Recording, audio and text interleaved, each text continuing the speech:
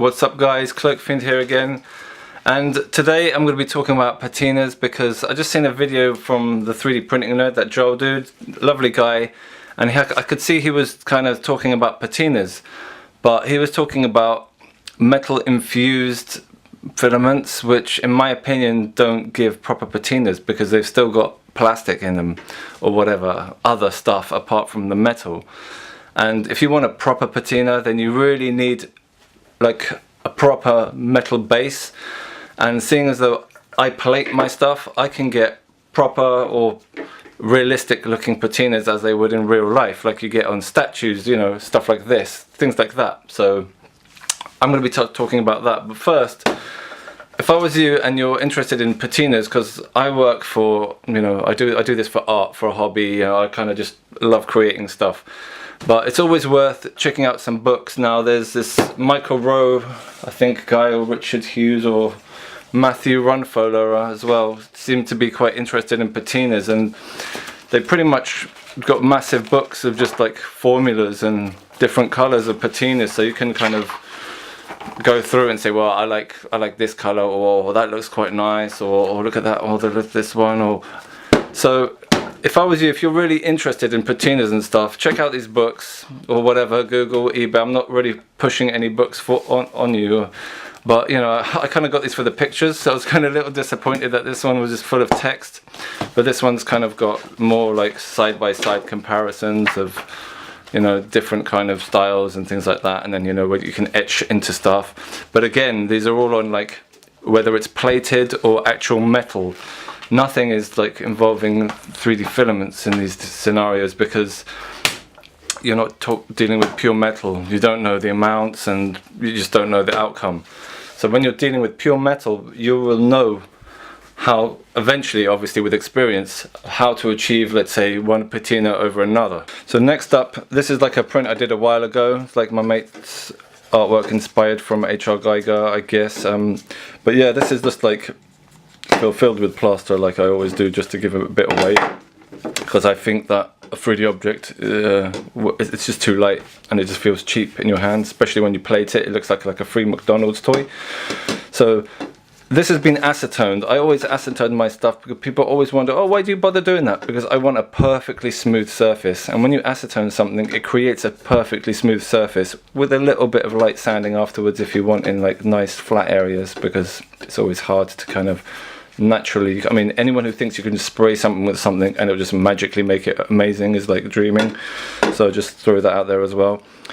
But yeah, it's not much effort after the acetone compared to actually sanding layer lines out of a non-acetone model, and the amount of detail you lose is minimal. So you'd go from this to plating it and then patinaing it, which is obviously the one I'm showing you now, which is this one here. Let me just lighten it a bit, I think. There we go.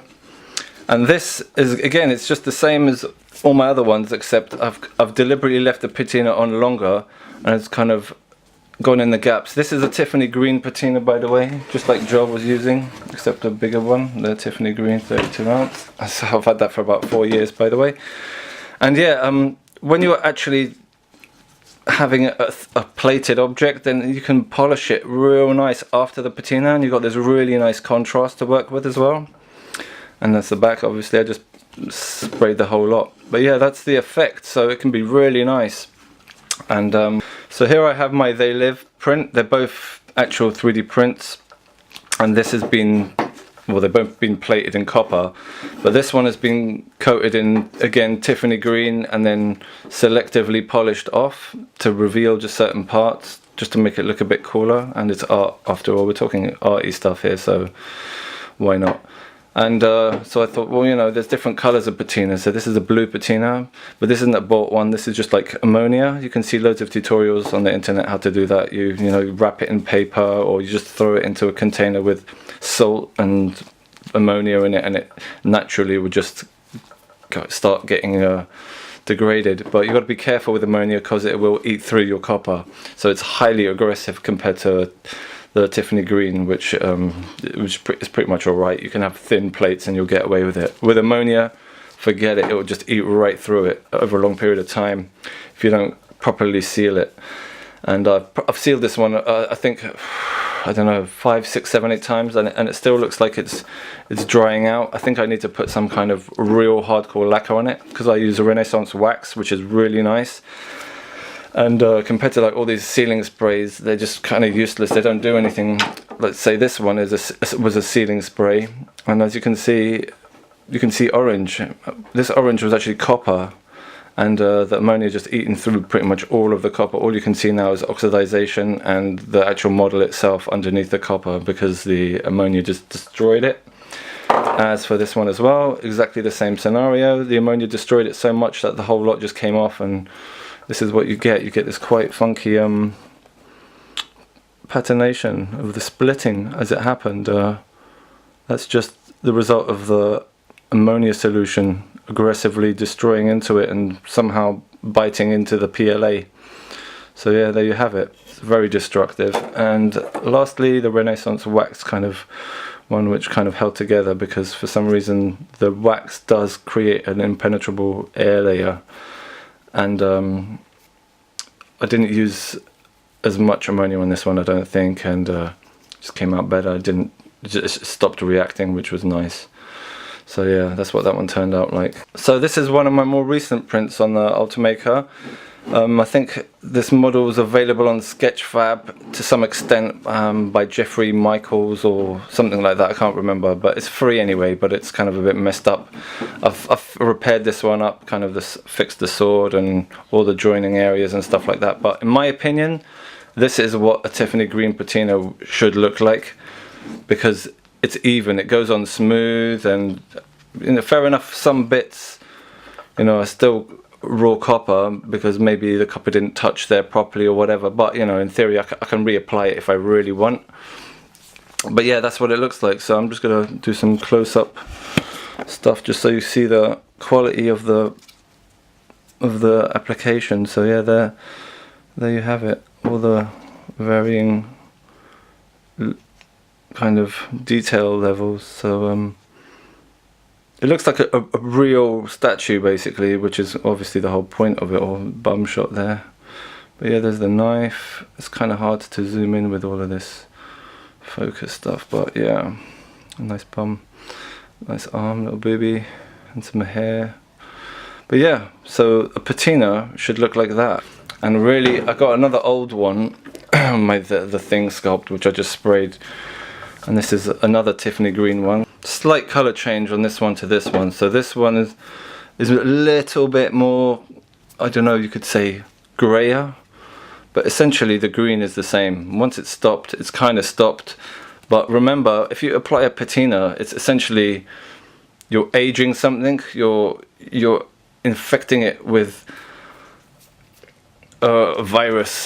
That's permanently destroying it. So you might think, oh, it looks great like that. It'll come back in a year, it's going to look different. It's going to keep on looking different unless you seal it.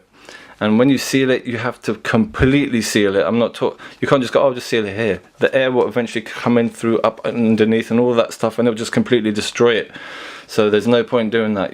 That's why you could almost just dunk it in wax and then put it back, it'll be okay. But I would use like some, apparently the best varnishes to use, like marine varnishes for like boats, or like military varnishes, something that's really strong to prevent it from decaying afterwards. But yeah, this is essentially the end goal for a patina. So I'm really happy with the way this came out. This can go on the shelf now. I think I was holding it here too much when I was rotating it, and that's why I kept on wiping the wet patina off his arm, but it doesn't come off now. But yeah, it's obviously the classic T-Rex skull. Did a copper one of those, but it's plated and patinaed a bit, because just to give it a kind of nice look and get those kind of green bits in all the areas and the little crevices.